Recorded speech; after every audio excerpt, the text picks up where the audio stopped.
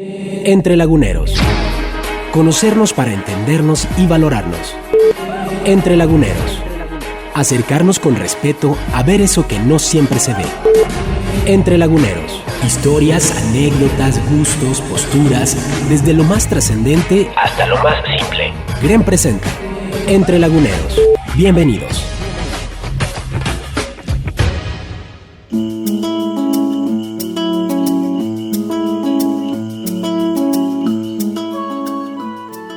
¿Qué tal? Muy buenas tardes. Qué gusto encontrarnos una vez más en este espacio de Entre Laguneros. Le agradezco a usted el favor que nos hace de atendernos, de sintonizarnos, de escuchar a nuestros invitados que realmente son la parte medular importante de este espacio. A nombre de Roberto Ríos, de Israel Castillo y en mío propio, Marcela Pámanes, los saludamos y le agradecemos de verdad el favor que nos hace de esta sintonía. Bueno, le pongo los puntos de contacto a su disposición, entrelaguneros@grenradio.com.mx. Estamos en el 711-0260 a sus órdenes y en nuestra cuenta de Twitter @entrelaguneros. Y hoy tengo mucho gusto de poder platicar con el doctor Manuel Terán Lira. Él nació en Torreón, Coahuila, el 1 de enero de 1939, narrador, fue editor de la revista Revolución, director del Museo de la Revolución de Torreón, colaborador del Porvenir, El Siglo de Torreón, El Sol de Durango, Jueves de Excelsior, La Opinión, Noticias, pero además también poseedor de espacios en la televisión local, desde donde pues muchos le conocimos y le escuchamos a lo largo del tiempo. Doctor, le agradezco que haya aceptado esta invitación y podamos platicar con usted. ¿Cómo no? Qué bueno, muchísimas gracias. Doctor, empecemos entonces, cuéntenos un poco de su historia, de su origen, de su infancia, de su juventud y de lo que lo tiene hoy aquí sentado con nosotros. Sí.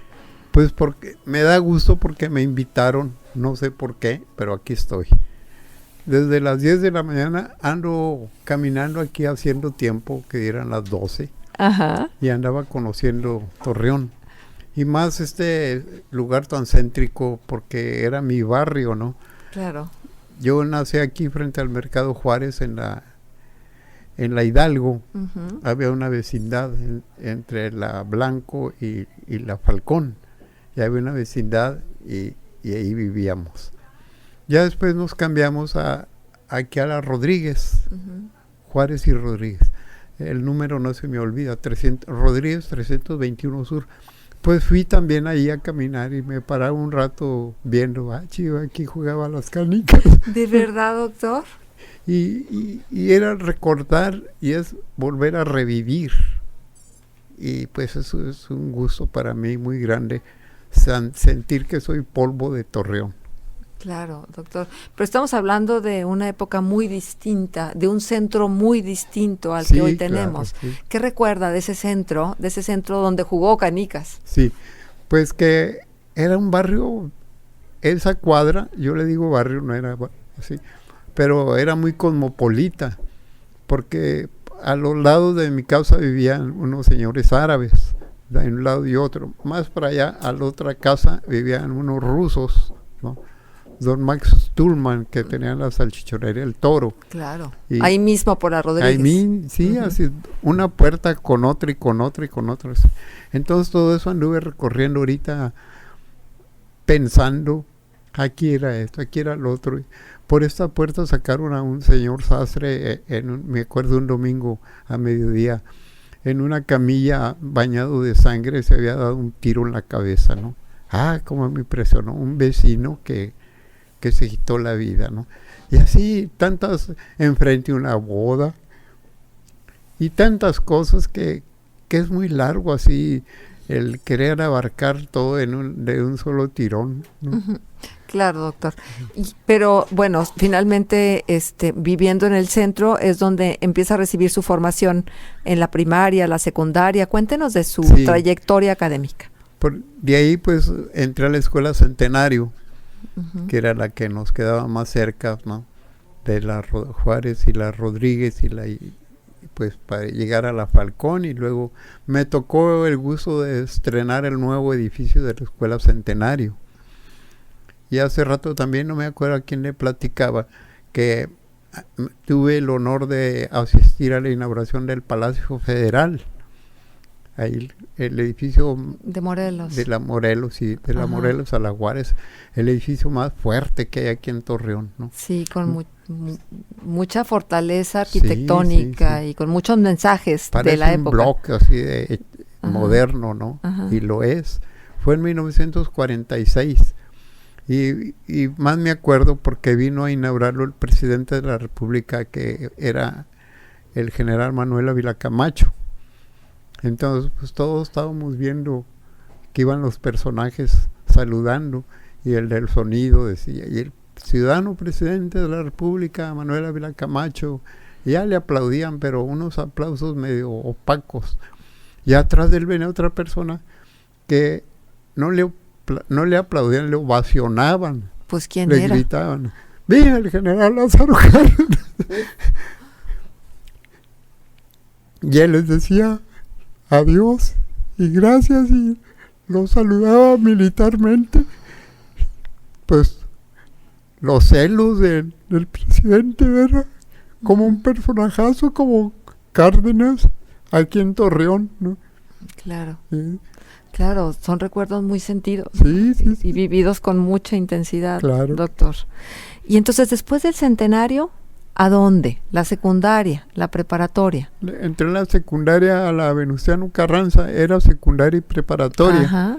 Y ahí estábamos frente al bosque. En un edificio precioso también. Sí, también, sí, con arcos. Y ahí pues me daba vuelo brincándome al bosque y viendo todo lo tan bonito que teníamos nuestro Torreón. Y ahí estuve en la Venustiano, y luego ya entré acabé la secundaria, y para entrar a prepa ya no podía estudiar porque teníamos que trabajar. Entonces mi padre se puso malo y ya pues tenía yo que colaborar, y entré a trabajar a la perfumería Hike.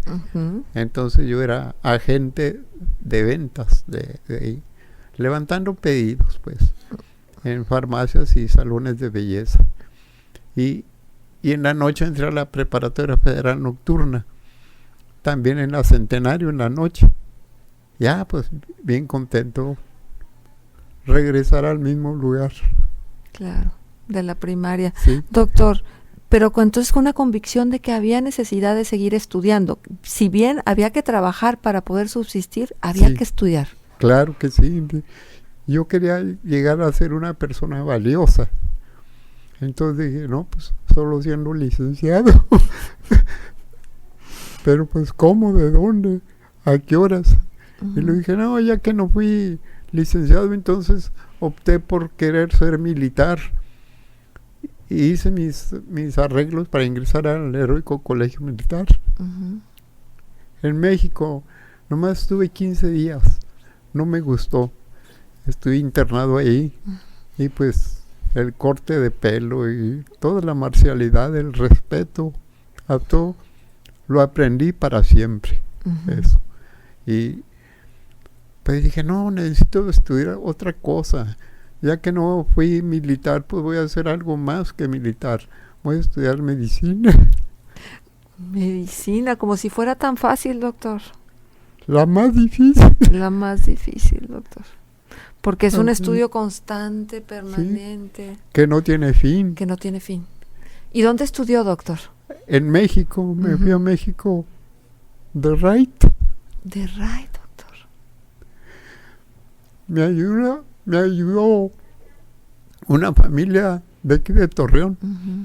Era maestra la señora y su hijo, un compañero mío, y la señora doña Lola, ¿no? Orcasitas. Entonces me dio tanto gusto que sin cobrarme ni nada. Era casa de estudiantes, pero a mí no me cobraron. Qué hermoso, doctor. No, pues le dije a la señora, oiga, ahí arriba hay un cuartito que es de la servidumbre, pero no lo usan, le corresponde a aquel departamento. Si quiere me voy ahí. ¿Por qué? No, pues para poder estudiar en las noches. Prendo la luz y me gritaron apaga. Entonces le dije, para poder estudiar a gusto. Y ya pues me dijo, ándele pues, Manuelito, tenga las llaves. Y ahí ya me fui yo, pues, ya más libre, ¿no? Ya un cuarto, gracias a esta bella señora. Todavía le rezo de agradecimiento a ella y a su hijo, que gracias a ellos pude estar en la Ciudad de México. ¿Y terminó la carrera, doctor? Terminé la carrera, sí. Y ya luego entré a salubridad y luego tantas cosas. Total, vine a terminar en el Seguro Social, en urgencias, urgenciólogo. Y nada fácil, ¿eh? Pues sí. Con mucha presión, mucha tensión, los urgenciólogos. Claro, sí. Al grado que a veces estoy en algún restaurante y digo, en un lugar así, público, y lo dicen, servicio de urgencias, me asusto.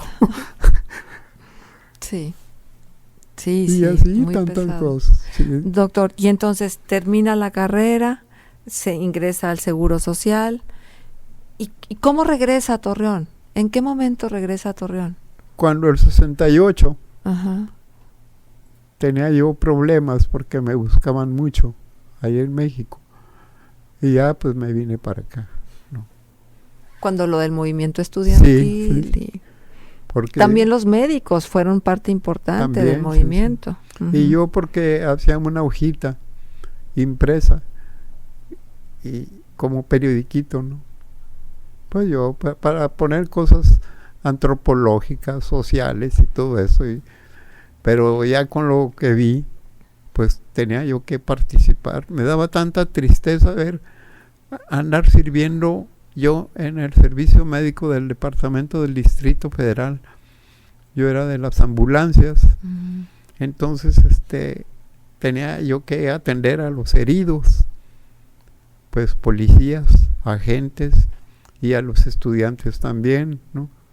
Entonces era un conflicto emocional muy fuerte para mí estar en medio y ver que entre seres humanos como se lesionaban y tener uno que participar de una manera y de otra.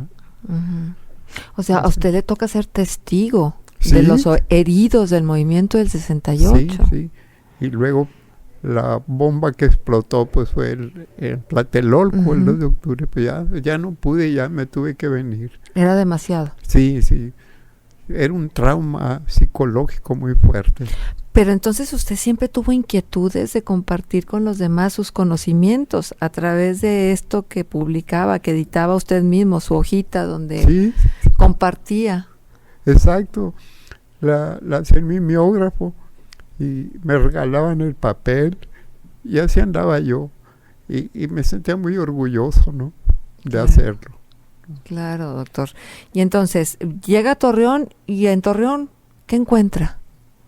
Pues porque vine ya conectado al Seguro Social de Gómez, a la clínica 61 de Gómez Palacio, así se llamaba entonces, y ya me fui encarrerando ahí, me gustó más el servicio de urgencias, y ya pues ya, como asistí a los cursos de urgenciólogo, pues ya me fueron dando diplomas y mi currículum aparecía como urgenciólogo, pues ya con la misma ingreso, en la misma plaza, en el mismo sueldo, salario. Y ya, pues, hasta que ya no aguanté estar ahí, y adiós, dije. Me gustó una frase que me hizo salir, que dice, si trabajas para vivir, no te mates trabajando. Oiga, doctor, ¿y cuándo llega el tema de la revolución a su vida, Pues desde niño, porque mi padre fue testigo de la revolución. No fue soldado porque era niño. Él decía que él andaba vendiendo, ¿no? Vendían de todo ahí, ¿no? Entonces él andaba ahí.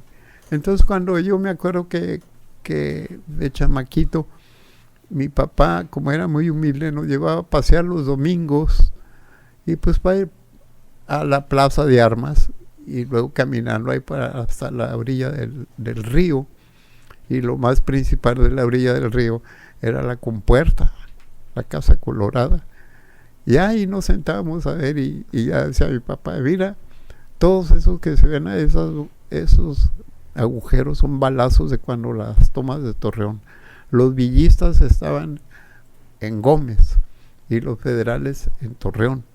Y desde Gómez estaban combatiendo de un lado, del otro lado del río. Y ya veía yo los balazos y exactamente, mira todo esto, aquí era un tiradero de cadáveres heridos y muertos y todo.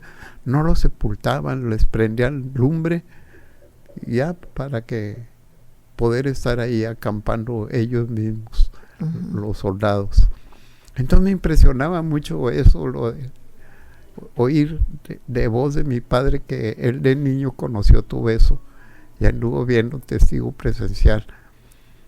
Y ya pues yo como médico viendo ya esto que dije, la Casa Colorada, la compuerta del Coyote, y va saliendo en el periódico, van a tumbar la Casa Colorada para hacer una gasolinera.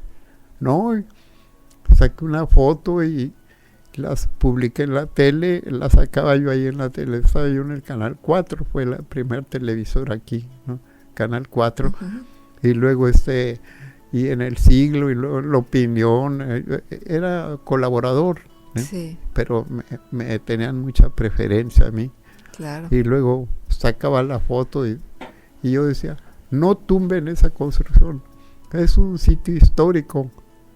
Ahí junto a esa casa nació Torreón, había unos jacales y le decían Rancho del Torreón porque ahí pusieron un torreón de adobe para cuidar alguna avenida del agua, una creciente. Y ya me hablaron ahí los de recursos hidráulicos y me dice el ingeniero, joven, él era de la Ciudad de México, me dice, oiga, yo no sabía que esa caseta es histórica, hasta me cayó mal que le dijera caseta. Y pues es el nombre técnico. Y no sabía yo que esa caseta era histórica.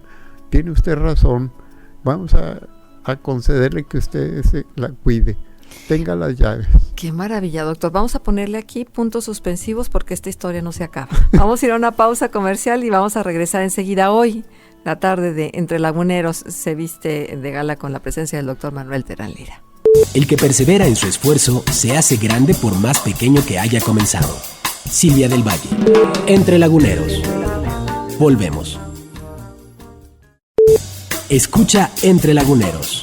Correo entrelaguneros@gremradio.com.mx. Teléfono 7124-911 y Twitter @entrelaguneros.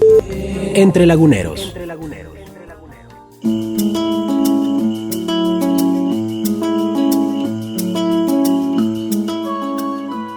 Seguimos en Entre Laguneros y seguimos escuchando la historia del doctor Manuel Terán Lira.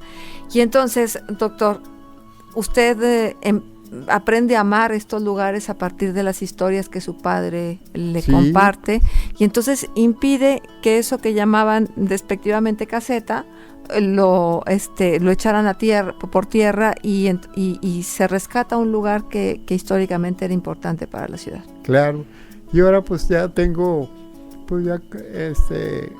un ciclo que se cierra. Ya no estoy ahí en la Casa Colorada, ya no va a ser Museo de la Revolución que hice, sino ahora va a ser Museo del Agua, y pues me da gusto que se van a encargar ellos, los verdaderos dueños de esta construcción histórica. Que además es muy bonita, ¿no? Sí, es muy bonita, y está justo en la entrada para los jóvenes, sobre todo que no lo ubican, es justo en la entrada de Gómez Palacio a Torreón, a tu mano derecha está esa casa de ladrillo rojo. Sí, el puente plateado. El puente plateado, así es. Entonces, ese sitio histórico pues todavía es causante de insomnio para mí todos los días.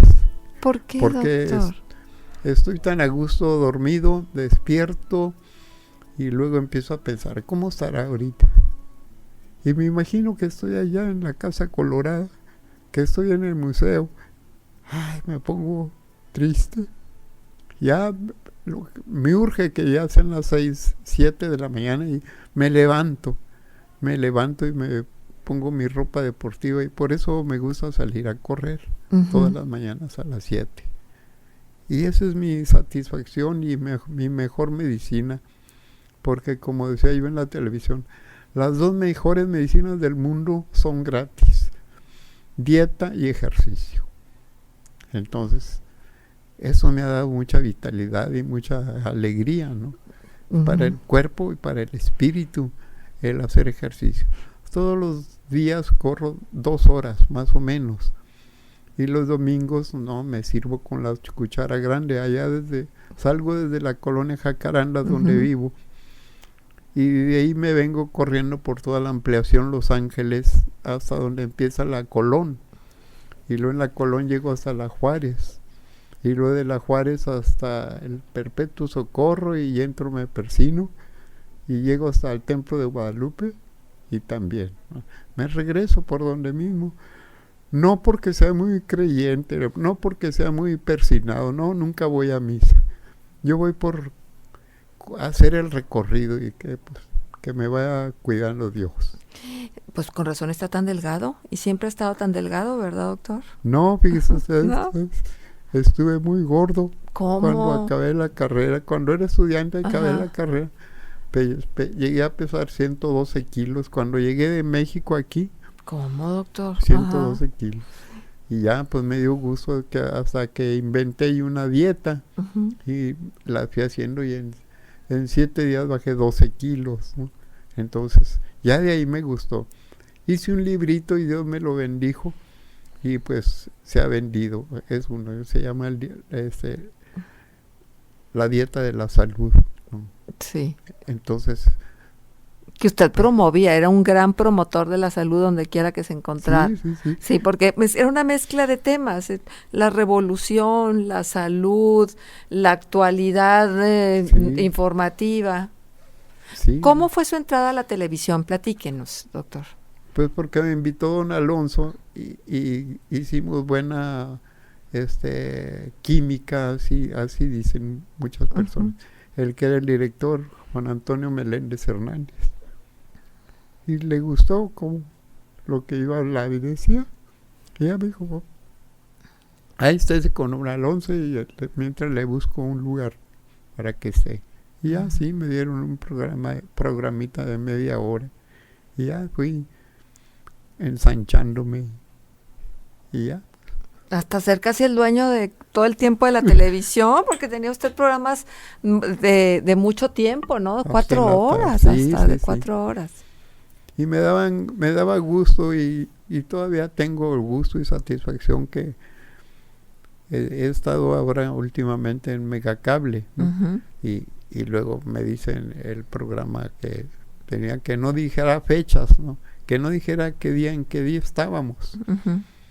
Porque los vuelven a usar ese material reciclados. Claro, por supuesto. Oiga, doctor, y cuando usted se hizo cargo de la Casa Colorada, volvemos al tema, hubo mucha gente que confió en usted y le acercaron objetos del periodo revolucionario, ¿cierto? Sí, mucho, sí. ¿Qué le entregaban a su resguardo? ¿Qué le dejaban? Armas. Armas usadas y armas de todos, armas de fuego y bayonetas y cuchillos, marrazos, todo eso, ¿no? Puños de balas ya tronadas y otras sin tronar, ¿no? Uniformes, ¿no? Bueno, hasta de muy jóvenes mexicanos de aquí de Torreón, que fueron a Estados Unidos y que entraron al ejército norteamericano.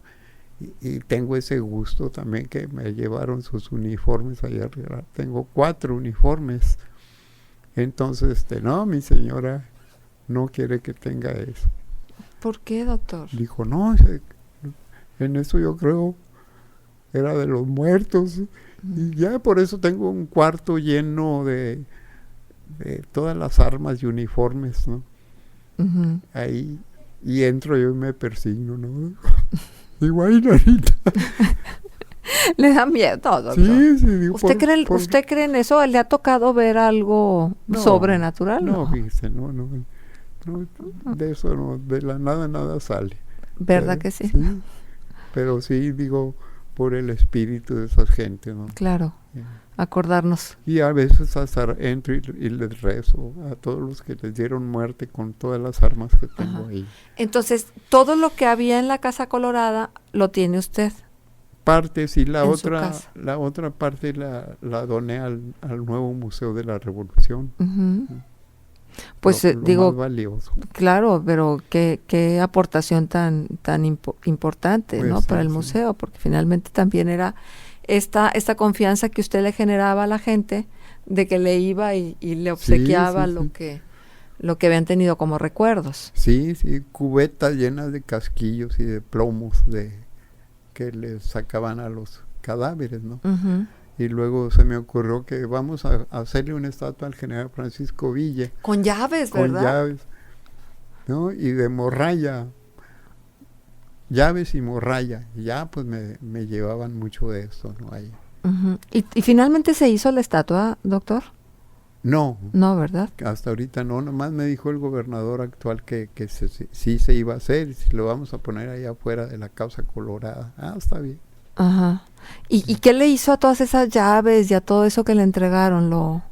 Pues fui regresando algunas cosas. Ujú, ujú, No me guardé nada para mí, dije. Pues, ujú. Oiga, doctor, la figura de Pancho Villa siempre controversial. Usted tiene una cantidad de hijos, que aquí me Sí. hizo el favor de traerme 3, mis libros. sus libros. Sí. Sí, entonces cuéntenos de la figura del general Villa y cuéntenos también de sus libros. Sí, pues mi más grande gusto era platicar parte de mi vida, o sea, como si fuera una autobiografía. Y ya, pues cuando llegué yo aquí a Torreón, también entré a trabajar al Departamento de Prevención Social de la Presidencia Municipal. Y ahí era el control médico de las muchachas de la prostitución. Ujú. Así es que pues yo conocí muy bien ahí lo que le llamaban la zona de tolerancia en la Maclovio Herrera.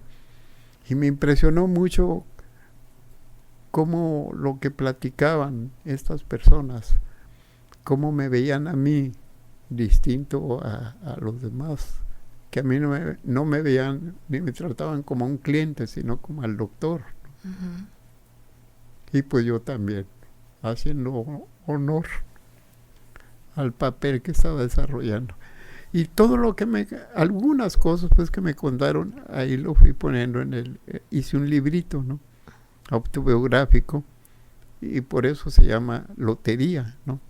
Porque una de las muchachas que más me apoyó platicándome sus problemas humanos, dijo eso, ¿no?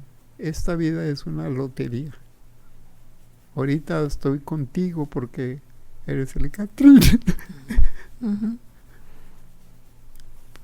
Pero al rato estoy Con la muerte. con la muerte, con el valiente, con todos los personajes. Es De la una lotería. lotería, sí. Y sí es cierto, así sí siento y pienso yo, ¿no? Eso es la vida. La vida es una lotería. Por eso tiene uno que andar derechito. Claro.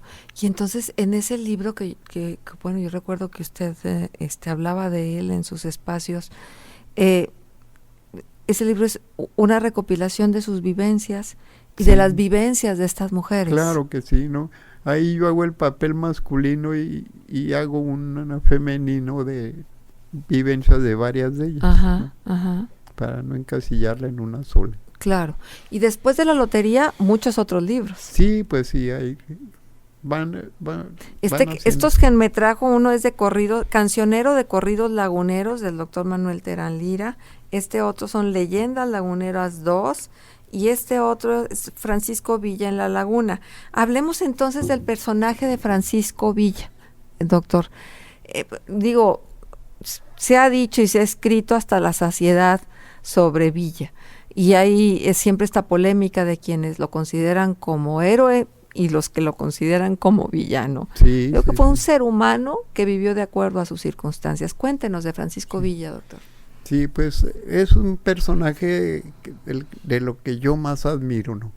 A veces hasta le he dicho a mi esposa, ¿cómo es posible que un hombre tan analfabeta como el general Villa, tan descreído, tan todo, ¿no? Criminal, asesino, ladrón, todo lo que le achacaron, ¿no? Uh-huh. Y cómo yo quisiera tener la convicción religiosa que él tenía de Dios. ¿Cómo? ¿Qué pasó? No, le digo, es que en una de sus anécdotas, él llegó cuando andaba de gavillero, llegó con la mamá a llevarle dinero, ¿no? Y le dijo, toma, mire mamá, madre, tenga este morralito con monedas de oro para cuando... Ay, qué bueno. Oye, no, pero yo no quiero ese dinero. ¿Por qué? Es mal habido. Pues sí, sí es mal habido. Yo se lo robé a los ricos, pero ellos se lo robaron a los pobres. Así que ahorita está regresando otra vez. Sí. Con los pobres. Ay, hijo, pero te va a castigar Dios. ¿Usted cree? Un analfabeta que cómo iba a tener conceptos profundos de Dios, pues dijo una frase, le dijo a la mamá, mire, usted agarra el dinero, es oro de aquí, de la tierra, ya mi Padre Dios sabrá qué hace conmigo. Claro.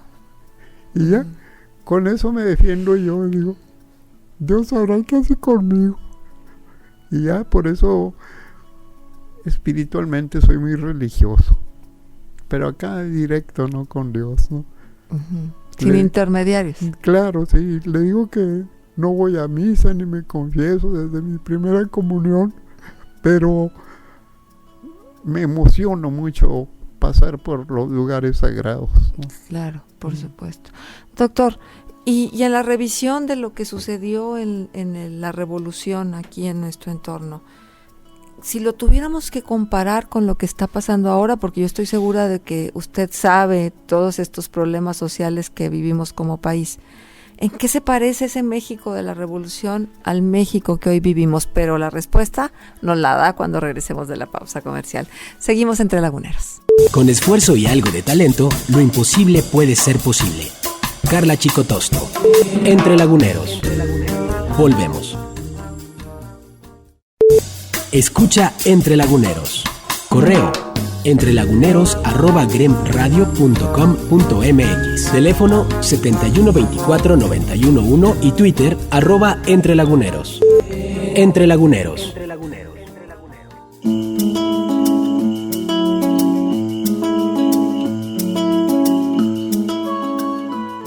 Continuamos en Entre Laguneros. Muchísimas gracias por acompañarnos. Hoy nos toca en suerte platicar con el doctor Manuel Terán Lira. Le repito un poco sobre su trayectoria. Nació en Torreón el 1 de enero de 1939, narrador, fue editor de la revista Revolución, director del Museo de la Revolución de Torreón, colaborador del Porvenir, del Siglo de Torreón, del Sol de Durango, Jueves de Excelsior, La Opinión, Noticias, y colaborador también de diferentes espacios televisivos, autor de 28 libros de su propia editorial, inclusive, claro, ¿no? pues, la sí, editorial Macondo, sí. Usted la creó y a través de esta editorial usted publicó estos libros, Yo doctor, mismo. ¿verdad? Bueno, y antes de irnos a la pausa comercial, yo le preguntaba, doctor, las similitudes o los puntos de encuentro que usted identifica entre el México revolucionario y el México de hoy. Pues que el México actual, los dos estaban llenos de sangre, ¿no? Violencia. Pero aquí lo que es el contraste es que la autoridad no ha sabido fajarse bien, sino que inclusive se han aprovechado de esos y se han corrompido, igual que con la parte mala de la humanidad. Eso me da mucha tristeza y es repugnante que sean casi los mismos que andan haciendo el mal y sean ellos también los que por fuera son autoridades y por dentro son corruptos, asesinos. Los casos los hemos ya visto más recientemente en los periódicos. Entonces han perdido el sentido del honor, del respeto, de lo que es el servir a la patria, a México, a nuestra sociedad. México somos nosotros, es la gente que anda en la calle, ese es México, es a la que hay que defender, ¿no? Y no lo ven así, al contrario, es a la que explotan. Y sobre de ella. Sí, desgraciadamente por más de que la revolución nos haya dado, seguimos todavía con muchos pendientes, ¿no? Claro que sí. Y creo que son pendientes que no nada más le corresponden a la autoridad, sino a todos como sociedad, porque queremos que todo lo resuelva el gobierno, cuando la verdad es que todos tendríamos que estar participando en la solución de los problemas. Sí, la solución somos todos. Como decía aquel eslogan, ¿verdad? ¿Se acuerda, doctor? Y ahora, yo le quiero preguntar, doctor, ¿qué no hemos sabido aquilatar de la revolución? Me da la impresión de que luego somos muy desprendidos, a lo mejor porque nuestra historia es muy joven, y entonces no nos importa, por ejemplo, acabar con edificios históricos o con edificios que han embellecido a nuestra ciudad a lo largo del tiempo y que luego ya no les encontramos mucho valor y los tumbamos. Sí. ¿Qué tendríamos que hacer para rescatar y qué edificios tendríamos que buscar que nunca se tiraran?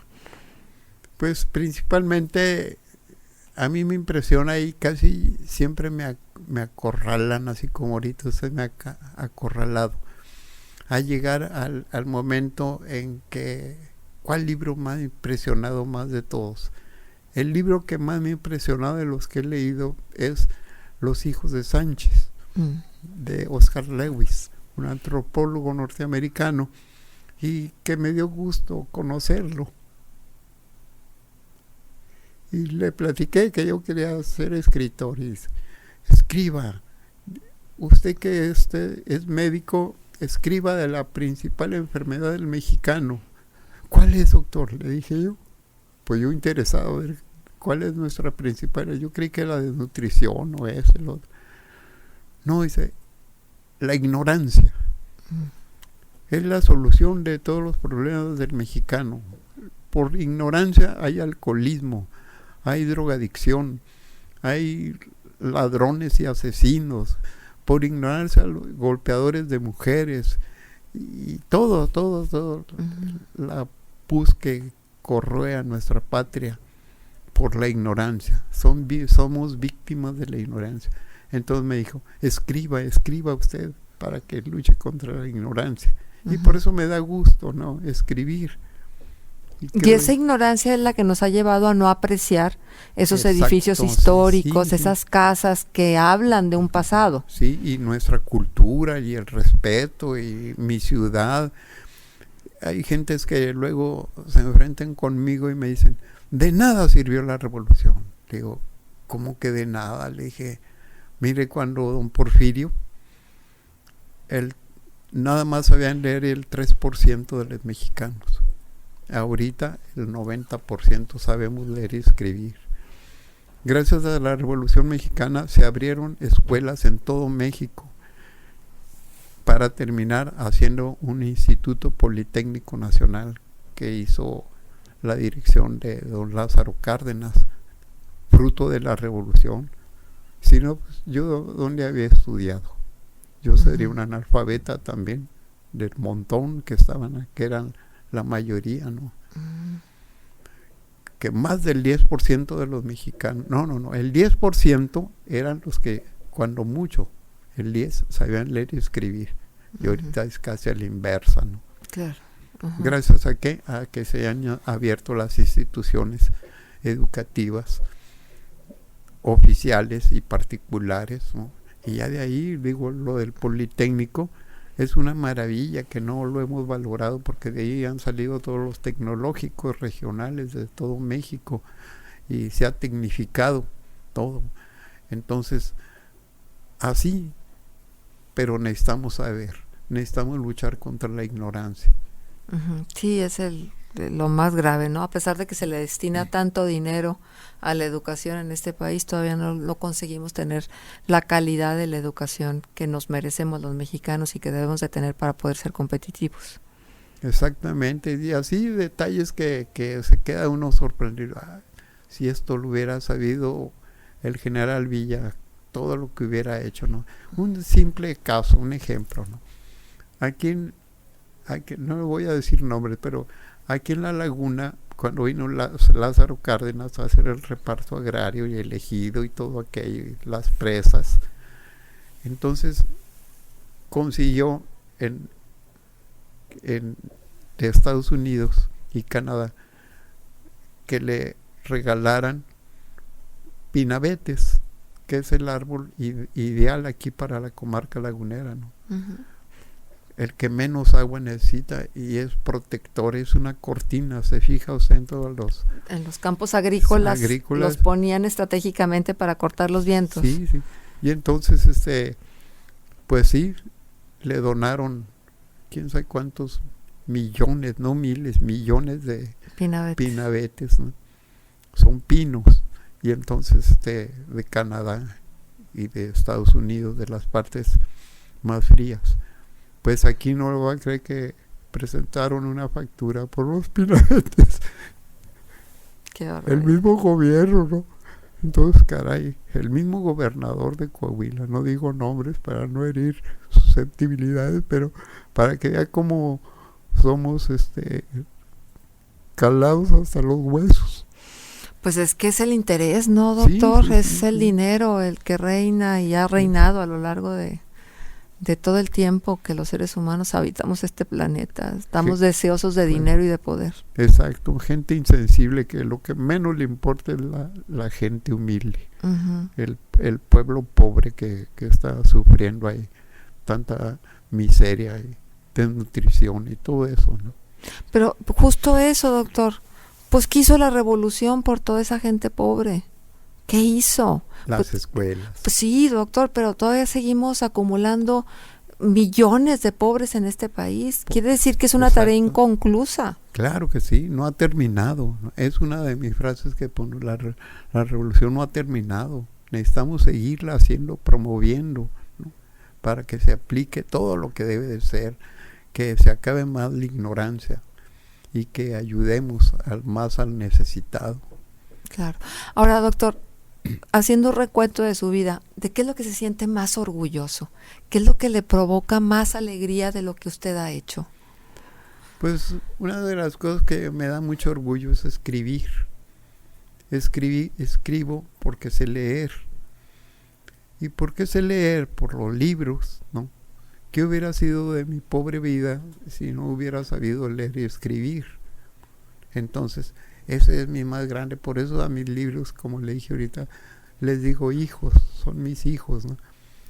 Y así, ¿no? Uh-huh. Entonces, me da tanta satisfacción ver el concepto en que lo tienen a uno, que yo no soy un hombre rico, soy un hombre pobre. Bueno, hay más o menos, ¿no? Entonces, me da gusto eso. Y si me permite, traigo como, según yo, como platillo fuerte, como si fuera mi radiografía, una carta. Sí. Una carta que me mandaron. Ajá. Apenas la semana antepasada. Sí, doctor. Y aquí la transcribí en esta hojita, ajá, si me permite. Por favor, doctor.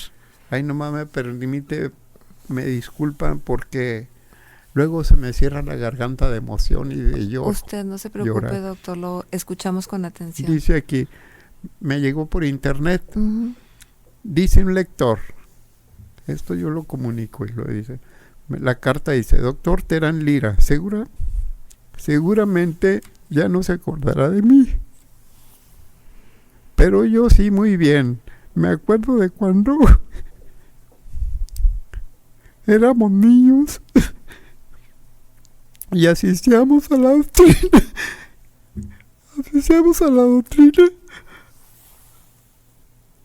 Allí en la iglesia del Perpetuo Socorro. Era en 1948.